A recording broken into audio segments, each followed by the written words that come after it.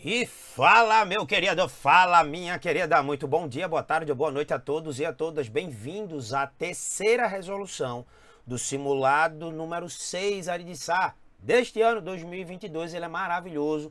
A divisão desse simulado tá maravilhosa. Mas isso você já sabe, você que chegou até aqui, você já deve ter visto o primeiro vídeo com as 5 primeiras questões, o segundo vídeo com mais 5 questões e esse terceiro agora quase fechando. Vamos ver se dá tempo. Se ficar pequenininho, eu consigo resolver as demais questões. Geralmente eu não gravo vídeos muito grandes para poder não ficar ruim para você, beleza? Sem maiores delongas, bora para mais uma questão linda e maravilhosa do simulado 6 Aridissá.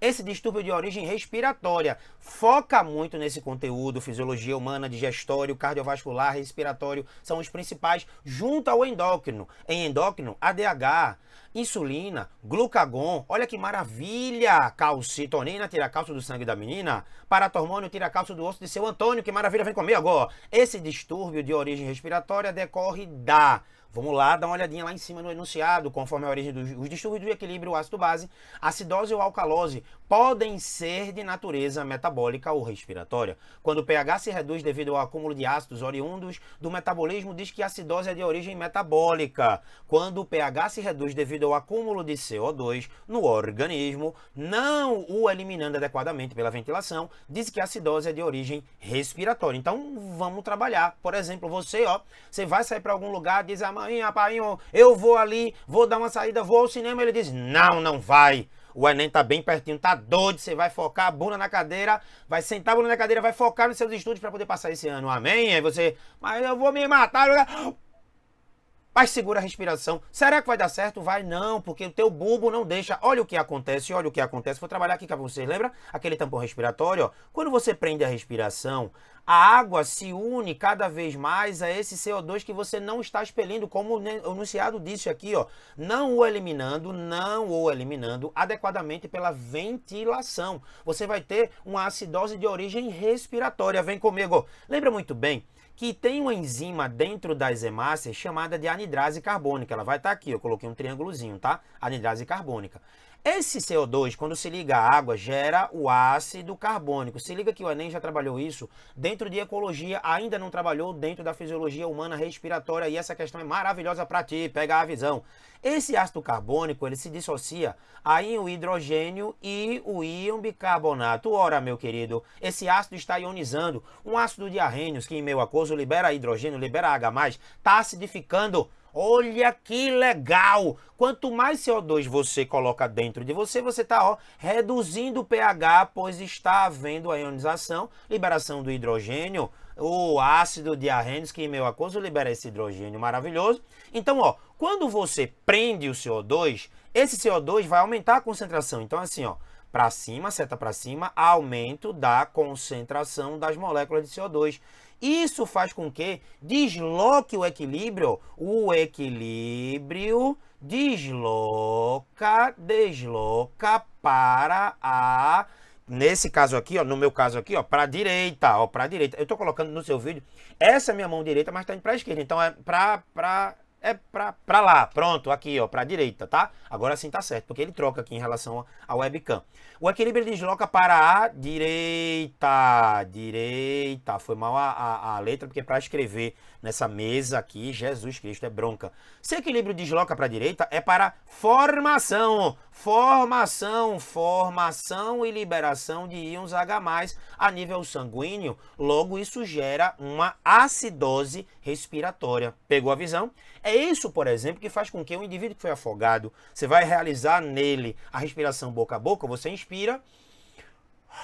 e solta nele uma concentração maior de CO2 para esse CO2 acidificar seu sangue. Olha que maravilha! Esta acidificação que ele acabou de colocar aqui, essa acidose metabólica, respiratória, gerada por esse excesso de CO2, faz com que reduza o pH sanguíneo. E olha que legal, receptores, na realidade são quimioceptores, neurônios específicos que estão ligados a esta variação de pH, neurônios chamados de quimioceptores, vou colocar aqui, receptores na carótida, anota aí minha benção, carótida barra aorta. eles vão notar essa queda do pH, mandando informação para o nosso centro respiratório e também que está diretamente ligado à frequência, manutenção da frequência cardíaca. Esse é o bulbo raquidiano, meu querido. Olha, mais uma vez, é o bulbo. O bulbo recebe e manifesta, manda, ele tem neurônio, manda impulso nervoso para o diafragma agora poder variar e você voltar a respirar. Por mais que você queira,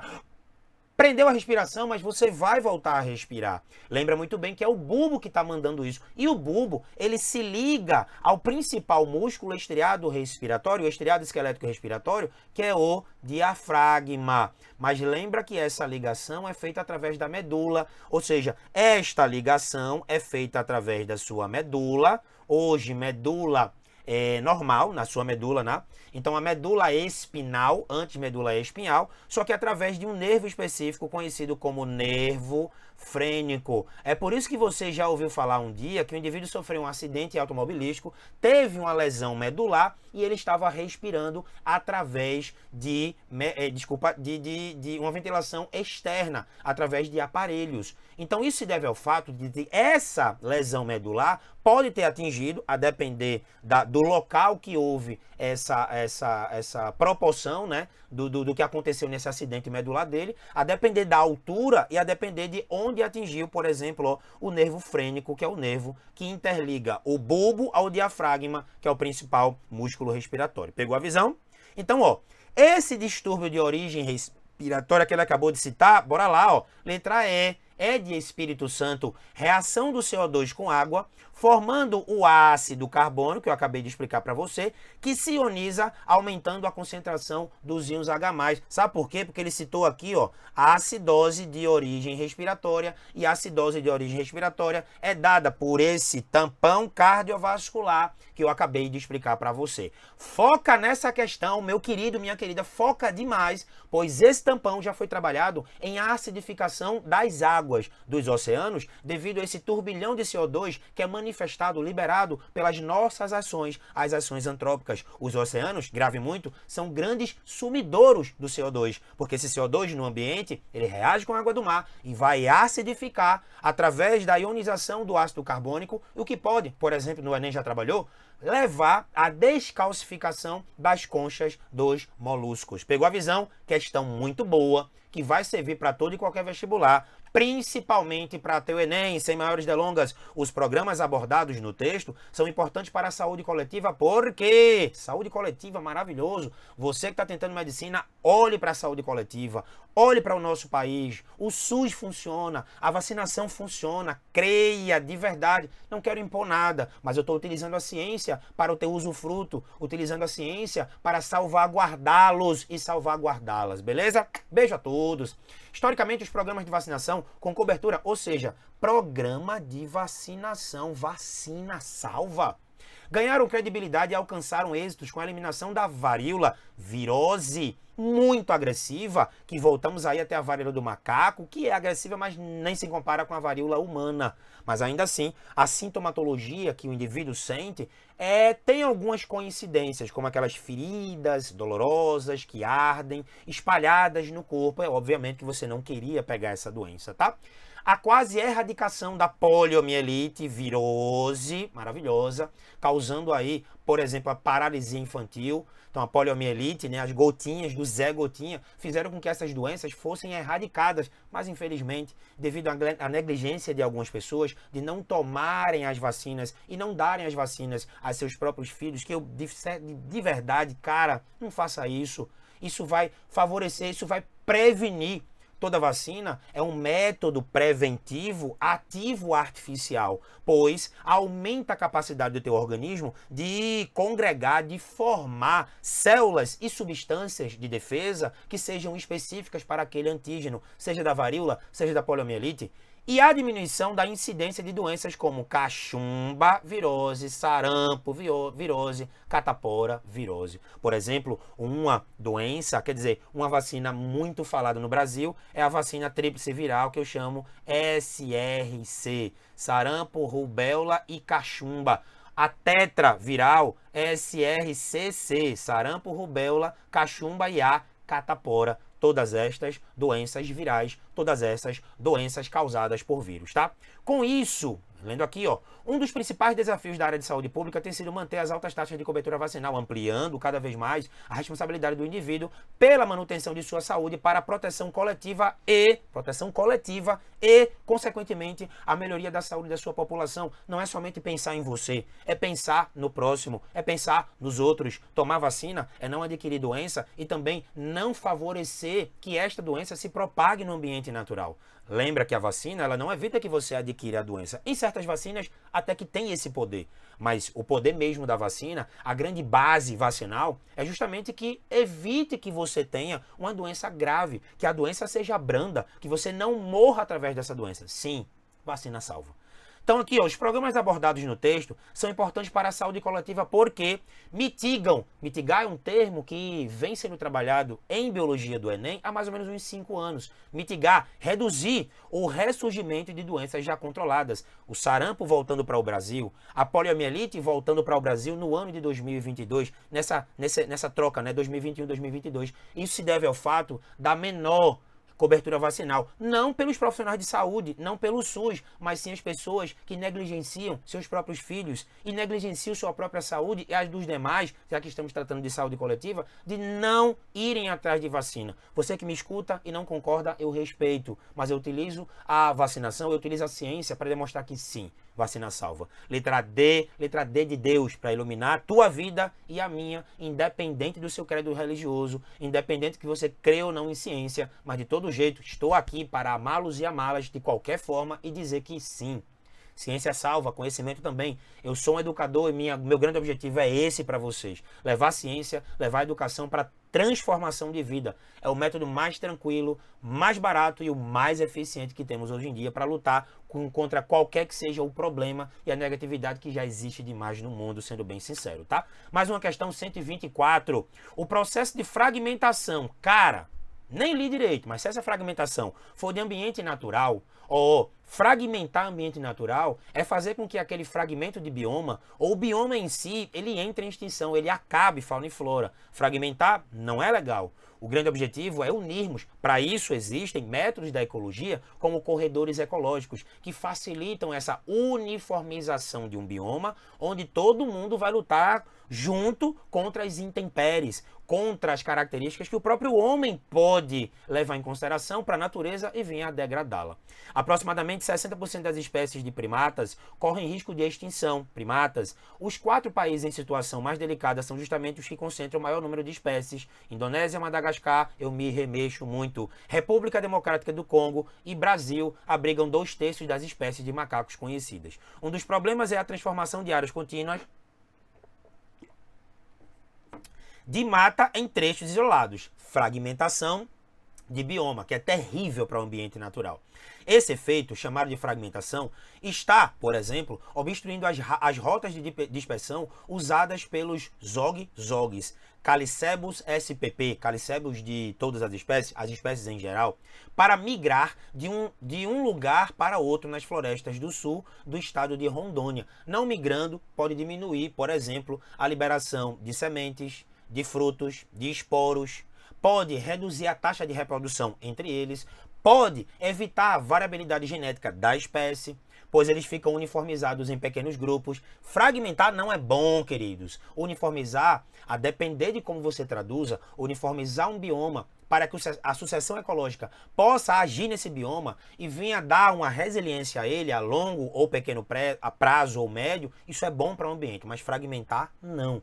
E como ele fala de fragmentação, ó, o processo de fragmentação citado no texto é consequência. Então, algo vai acontecer anteriormente e vai gerar, por exemplo, a fragmentação. Então, a fragmentação no texto é consequência de algum ato. E esse ato é justamente o item C. Redução de hábitat gerada pelo desmatamento. Desmatar usar, não replantar, usar de forma desordenada. Se fosse de uma forma ordenada, nós teríamos sempre alimentos, teríamos sempre matéria-prima para o nosso usufruto, o nosso dia a dia enquanto animais que vivem em sociedade. Mas infelizmente mesmo, esse problema citado no texto é que os hábitats estão sendo degradados pelo desmatamento. Desmata, fragmenta, o indivíduo vai perdendo o seu hábitat, às vezes ele não consegue mudar muito o seu nicho ecológico e ele está fadado sim a entrar em extinção, sejam vegetais, flora, sejam animais da fauna, beleza? Letra C de Cristo, meu querido, minha querida, e uma questão de bioquímica fisiológica, boa, excelente, todas as questões desse simulado são maravilhosas, todas sem exceção, e elas servem para que você possa detonar no Enem esse ano, em qualquer ano que você esteja me assistindo. Já estou prevendo o futuro, você, quando me assistir, vai te dar muita energia para que a resolução dessas questões e essa revisão que eu esteja fazendo te dê muita luz, muita glória para a tua aprovação nesse ano já, qualquer que seja o ano que você esteja assistindo a este vídeo, tá? Uma das consequências, estou lendo a pergunta, a longo prazo, que poderia ser resultante dessa medida. Uma das consequências que geraria resultado quando você toma essas medidas aqui que o texto vai falar. A diretoria colegiada da Anvisa aprovou por unanimidade a nova forma de rotulagem nutricional de alimentos embalados. A medida melhora a clareza e a legibilidade das informações nutricionais presentes no rótulo dos alimentos. Foi desenvolvido um design de lupa para identificar o alto teor de 3 nutrientes. Alto teor de açúcar adicionado, gordura saturada, é aquela gordura que tende a tornar-se sólida em nosso organismo, tende a, por exemplo, ajudar a ter placas de ateroma na aterosclerose, sódio que contribui, por exemplo, para a hipertensão arterial. O símbolo deverá ser aplicado na frente do produto, na parte superior, por ser uma área facilmente capturada pelo nosso olhar. Alguns dos modelos podem ser conferidos a seguir.